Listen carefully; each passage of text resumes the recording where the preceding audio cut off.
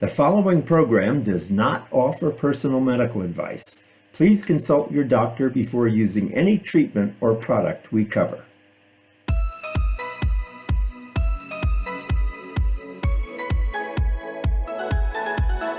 Welcome to Go to Health Media with your host, Jonathan Marks. We provide a welcoming environment where experts educate you on important health topics, answer your questions, and provide information from which you can benefit in consultation with your doctor. You can visit and subscribe to the show at gotohealthmedia.com. And now, here is Jonathan Marks. Hello, everybody. This is Jonathan Marks from Go to Health Media. We're back with another episode of Go to Health, Elevate Your Life. We interview health experts from around the world who update us on the latest technology and approaches to health and wellness and the handling of the diseases we acquire from our lifestyle, genetic background, and environmental exposures. Do you have kids in school? Do you have to make lunch for them or assure that they get a good lunch at school? We have two experts with us today who are supporting the nationwide trend toward eating less meat and introducing plant-based meals into our diet. This is particularly helpful for improved health and alertness among our students. Studies have shown that even minor improvements toward healthier eating can benefit students' moods and improve their academic performance. So allow me to introduce our two guests. Audrey Lawson-Sanchez founded Balanced, a trailblazing organization committed to simplifying and enhancing the practicality of healthy eating for children and families. Audrey, motivated by the alarming rise in diet-related diseases, and I'll ask her about that, particularly among children, and the food industry's harmful marketing practices, founded Balanced to advocate for healthier food systems. And you can find her organization at balanced.org. Our second guest is Meryl Fury, MSRN, and she's the CEO of the Plant-Based Nutrition Movement. She's an active member of the More Plants on Plates Illinois Coalition. Illinois has become a model for implementing plant-based lunches, requiring schools that receive federal reimbursement for lunches to offer a plant-based option. So far, it's the only state to do this. That's pretty incredible. Meryl dedicates her efforts to promoting the advantages of plant-based meals. She leads monthly online plant-based sharing and support groups, fostering a community focused on health through diet. And she's findable at pbnm.org. That's the Plant-Based Nutrition Movement, pbnm.org. So welcome to the show, both Meryl and Audrey. How are you today? Wonderful. So glad to be here. Thank you. Good. Yes, I'm very well. Thanks for having us. Great. So let me ask first, Audrey, in the introduction, I mentioned all these illnesses that are coming about from poor food and poor eating. Can you talk a little bit more about that to start us off? Yes, absolutely. So as you mentioned, the work that I do is motivated in making sure that our children especially are set up for a lifetime of good health. And we know that that starts with nutrition. And what we have seen over the past few decades is just an increase in diet-related diseases or food system-caused diseases like type 2 diabetes at younger and younger ages. We see the early signs of heart disease in children. There's increased rates of high cholesterol and hypertension. Cancers that used to affect older adults are now being detected in younger and younger adults. And so there really is this direct connection between the way that our food system has changed over the past 30, 50 years and the effect it's having on health outcomes across all ages. But it starts in childhood. You don't wake up at 60 and suddenly you are in cardiac distress overnight. This is a cumulative effect. And so we're really focused on making sure that young people have access to food that keeps them healthy and prevents disease over the entirety of their life. Great. So Meryl, thank you for that very much, Audrey. Meryl, what are some of the health benefits of schools offering a plant-based lunch? Wow. Well, so I totally agree with everything Audrey just said. Plant-based lunches have the benefit of decreasing the amount of saturated fat that's in the diet they may also decrease some other, let's say, not so pleasant side effects, right? So, for example, there are a lot of children who actually cannot digest dairy products. I'm one of those kids. Never Me could, too. right? Yet every day, how many millions of cartons of milk are placed on a child's tray, and the child is encouraged to drink that and eat cheese at least 2 or 3 times a day. So plant-based lunches would eliminate that. Eliminating saturated fat would have the benefit of decreasing cardiac disease, cholesterol, and all those kinds of risks. And like Audrey was saying, over time, by the time they get to be 45, 50, 60, maybe we could decrease their risk of having their first heart attack. And I'm emphasizing first heart attack because many people have multiple. And sadly, with heart attacks, often the first heart attack is the only heart attack, and then the person is lost, right? Yes. As far as the digestion part and being able to digest dairy products goes, how many children who are encouraged to eat dairy products, which they're allergic to, then wind up in the middle of the day with tummy upset, perhaps a little diarrhea or constipation. We can have upper respiratory infections, ear infections, skin problems, all as a result of drinking dairy products, milk, animal milk in particular. So those are some of the benefits. Since you're doing this in Illinois and you're part of this effort, what does a plant-based lunch actually consist of? Tell us what that's like. Well, I'm going to ask Audrey to chip in here some because we are Please. actually on this collaborative, this coalition together, the Good. More Plants on Plates movement. So the lunch could look like fresh vegetables. It could look like a salad. The part that's going to change really is the protein part. So whereas now maybe kids are getting cheese sticks or pepperoni pizza or a burger or hot dogs or corn dogs or something like that, they would get a plant-based protein instead. It could be anything from a Beyond Burger in some cases, depends on the school district's choice, all the way to a black bean burger or falafel or beans and rice. Audrey, do you have anything else you could add to that? Yeah, so it's absolutely a continuum, and it really depends on a number of factors within a school's food service. So what the kitchen capacity is like, the talent and skills of the culinary team. There's also this really important piece that we want to acknowledge that the food has to be appealing to kids. And so, we're not going overnight from chicken nuggets to kale Buddha bowl with chickpeas and pickled. But it really depends on the capacity. We also don't want children to be hungry. It's not an overnight switch where suddenly there's foods that they're not familiar with or unable to eat. And so it can be anything from those minimally processed rice and curries and beans and wraps and bowls like Meryl was speaking of. But in some cases, there might be a more gradual transition where once or twice a week, it's plant-based chicken nuggets. And then the next week, it's only once a week plant-based chicken nuggets and a lentil bolognese or a lentil sloppy joe. So it really, really is ongoing, evolving process across all the places this is being implemented based on a number of factors. Right. And I would think that this can be affected too by what the family eats at home. You just mentioned some meals that may be new to a family in general, but tell us a little bit more about families adopting a more plant-based diet, because I think that has to be an important component to a child eating a more plant-based diet and willing to accept it at school. So let's talk a little bit about the conversion to more plant-based diets. Yes. So it actually goes both ways. So there's a world in which children are eating a particular way at home and plant-based foods at school might be new or a foreign concept to them. And this is an opportunity. Again, children develop their lifelong taste buds in school. It's an opportunity for them to be exposed to new food, develop a new understanding of cuisine they may have never had. But it also, in a lot of places, actually, school food is very different than what families eat at home. And so we push for this cultural relevancy piece as well, where if you are living in a home and your family is from India, you might not actually generally have double bacon cheeseburgers at home. Right. And so going to school and having a curry, having it reflect the sort of food that you're used to is incredibly beneficial.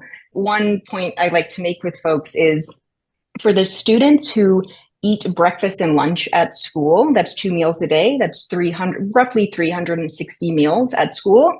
That's the same number of dinners that they're going to have at home each year, with 365 dinners potentially at home. And so there's this equal opportunity to both expose children to new foods, but also be responsive to the demographic of a school and have meals that reflect cultural or ethnic diversity in places where it doesn't exist yet. I was just going to add to that. Please do. Yeah. So one of the other things that can happen is that we can actually educate the children in the classroom, and we can use food as a vehicle to teach them about all manner of things, right? It could be about sociology, it could be about geography, it could be about math, measuring fractions, right? It could be about writing stories or getting to know other people. So that's also a big part of it. And when children start to learn, really learn, and connect the dots about what food is and does and why we eat and the impact that food can have on their own health, their family's health, the health of the planet, that is a game changer. That's different. Those children come out of those kinds of settings in schools where they have that kind of exposure. Those are transformed children. They're looking at keeping themselves healthy. They're looking at telling their parents, hey, Mom, could we have a salad today? Could we try cherries? I want to try a new red food today. I want to try a green food today. It changes the dynamic of what happens in the house. Very often the children actually lead what happens in the grocery store, except that we don't think they do. But really, marketers know, which is why marketers market the children in particular. So teaching children in school can have a big impact on what the family eats at home. Hey, Audrey, let's do this like tag team style. Yes, you take less meat, I'll take more plants. How about that? Sounds good. I love the team. Let's start with where we already started. Less meat means that you would have less cholesterol and saturated fat coming into the diet. Animal products are the only place that we actually get cholesterol, and it's pretty well accepted fact medically that cholesterol leads to issues with high blood pressure and heart disease at the very least. So there's one. Okay, Audrey, you go. Yes. So right when you eat less meat, you have to replace it with something, right? And so replacing it with more plants has this, this is actually the topic closest to my heart. You get more fiber. And so when you are shifting to a more plant-based diet, it's not just about what you're removing, the disease-linked or disease-causing foods. It's about what you're adding. And we know that 97% of people in America in particular are fiber deficient. The buzz all the time is healthy gut microbiome, et cetera, tons of supplements, ways to improve your gut microbiome. But the really critical, simple, very realistic way for most people to do that is to increase plant consumption. And then you're feeding the diversity of your gut microbiome. You don't need the additional supplements. There's so many additive health benefits to increasing fiber. And so it is this reinforcing relationship between less of the known disease-causing foods in our diet and the additive benefits of the fiber and additional micro and phytonutrients that you get from plants that you just don't find in either animal source products or really ultra processed or processed foods that have come to dominate our diets. Wonderful. Now, Meryl, you mentioned this briefly, but I wanted to ask specifically, and both of you can answer, beyond health, how does plant-based eating promote environmental sustainability? In other words, what does plant-based eating have to do with the environment? Tell us about that. Well, like Audrey said, she has her favorite topics. This is one of mine. Oh, good. So a large amount, let me go back a minute. If you were to look at the surface of the earth from a very, very, very high view, really zoomed out, and you aggregated all of the land that's used for animal agriculture, that is growing and food for cows and chickens and pigs and all of it, housing them, we use globally a land mass the size of, equivalent to both North America and South America combined. That's an awful lot of land. Wait, this is to support meat eating. Yes. Wow. Yeah. And that's all pretty much habitable land. That's where people could be living, but it's, where we're growing cattle instead. We use very, very much less than that for human food, right? One of the biggest reasons that the rainforest, and our favorite, because it's in our side of the globe, the Amazon rainforest, one of the biggest reasons is that's being cleared. And we know it was on fire for a while there. It was very alarming to think that the rainforest was on fire. The reason it's being cleared largely is to clear land for animal agriculture. So trees are being felled, land is being burned, with the goal of planting corn and or soy and or raising cattle on the land that's been cleared. The Amazon rainforest is being cleared at a rate of an area the size of a soccer field every minute. And that is to raise cattle, where we get very much less of our calories and protein from animal products than one would think with that amount of effort, energy, and money going into it. So that's one of the big things. There's also a strong increase in the number of species going extinct. We could just talk about what's happening in the rainforest. People live in the rainforest. There's whole populations that live in the rainforest. And when you speak with them about what's changing, they will note certain birds are no longer singing, and certain species of monkeys are no longer in the upper canopy, So our passion, our desire, our attachment to eating animal products at the pace that we do is having deleterious effects on the globe as a whole. Audrey, do you want to add something to that? Yeah, the only other, and I am not an expert in this topic, and so I can speak only to the high level effects, but the other places that there's substantial evidence that animal agriculture or factory farming has negative impact on the environment are places like greenhouse gas emissions, as well as the effect of waste runoff into our waters, into our land.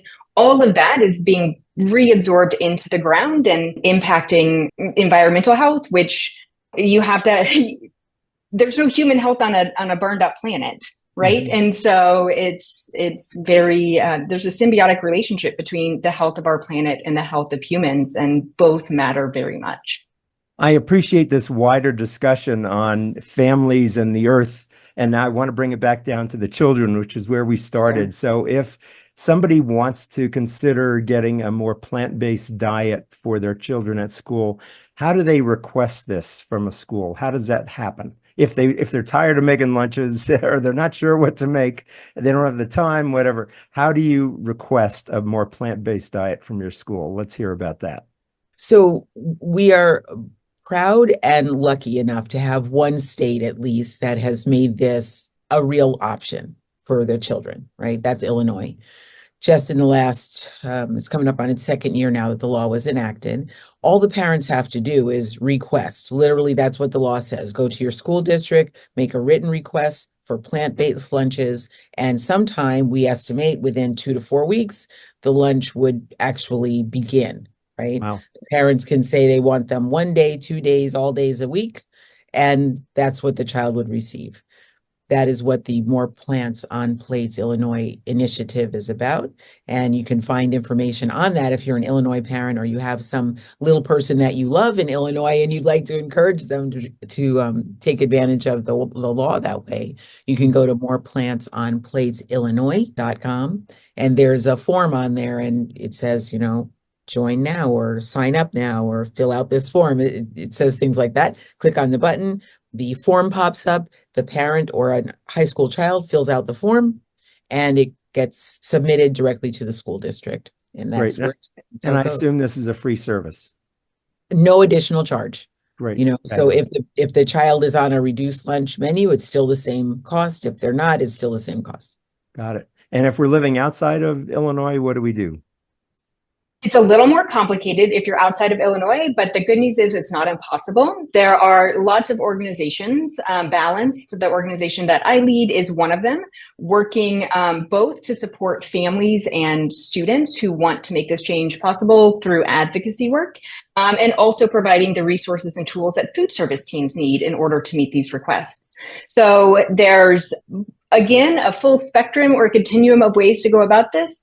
One is to just first approach the food service director in a school district, make concerns or requests known, ask questions, learn about the food service process in the district and see what's possible.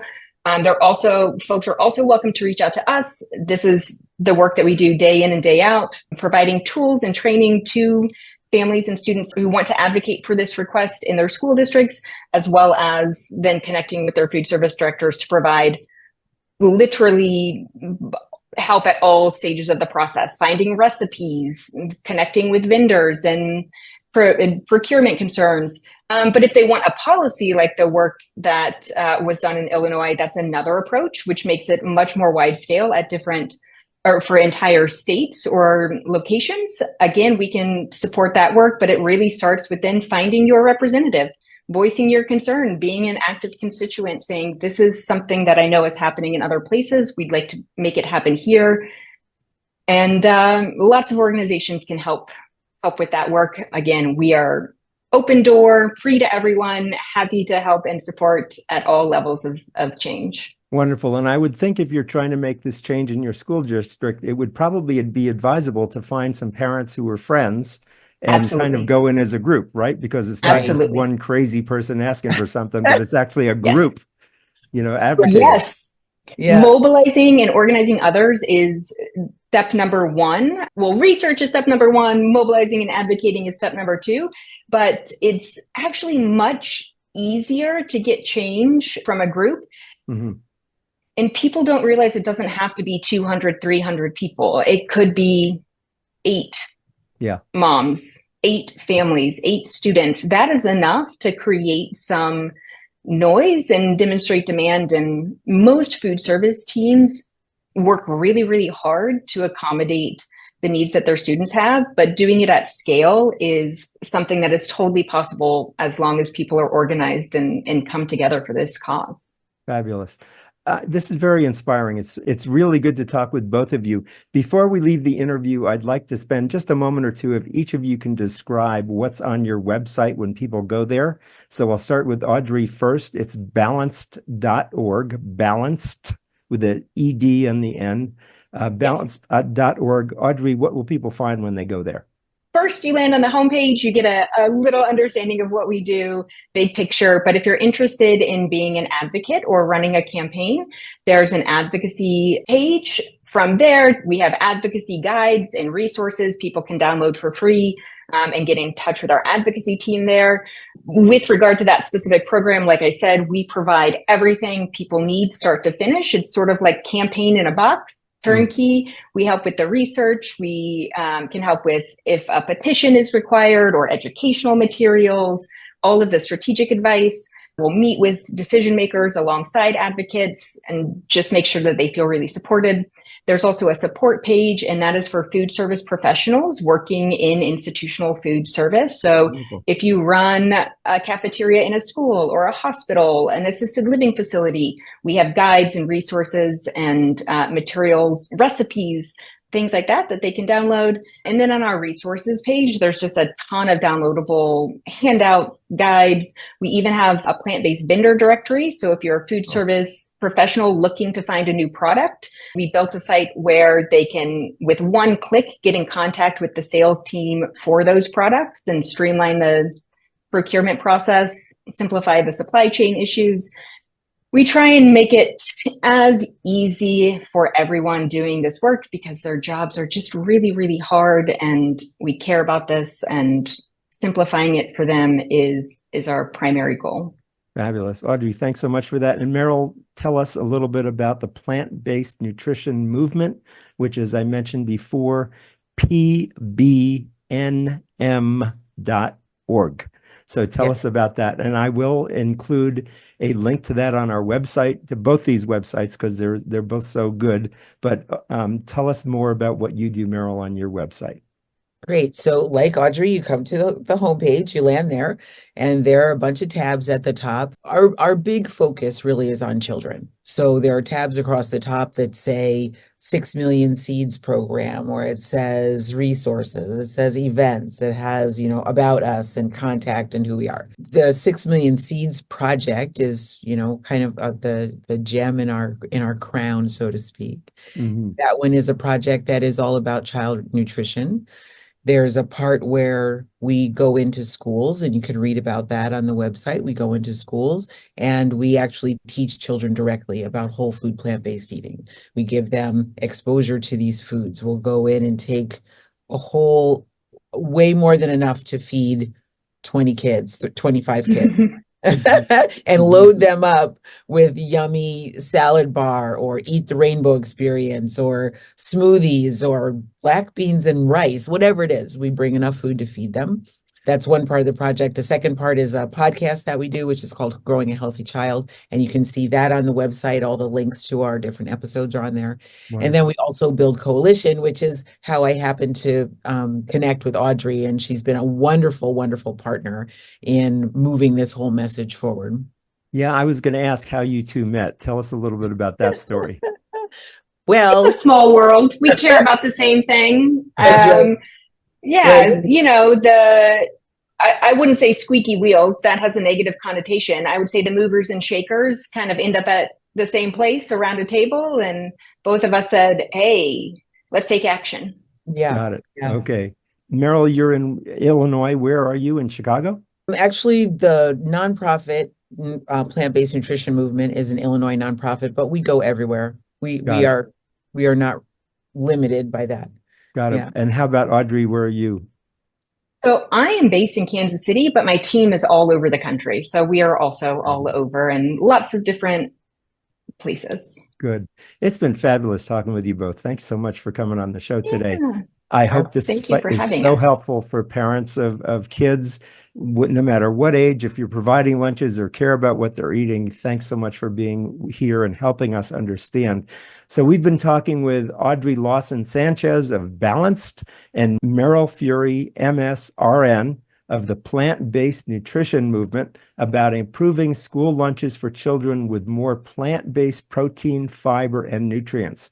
You can find our video shows on our website at Go2Health Media and also on our Go2Health Media YouTube channel. We also publish our shows on 8 podcast networks, so you can learn more from our experts in many places. Please like our videos and subscribe to our channel and website so that you don't miss our information-packed episodes that can elevate your life. Thanks again for being with us, Audrey and Meryl. It's been a pleasure to have you. It's been so lovely. Thank you. Good. It's been a pleasure to be here. Thank you. This has been Jonathan Marks, your host. And as we like to say at the end of shows, go to health. Bye-bye, everybody. See you next time.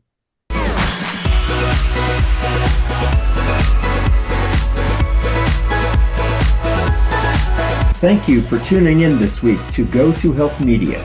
Be sure to join Jonathan Marks and another health expert next time. You can also catch the program on your favorite podcast platform. Until our next show, be sure to visit us on the web at go2healthmedia.com and elevate your life.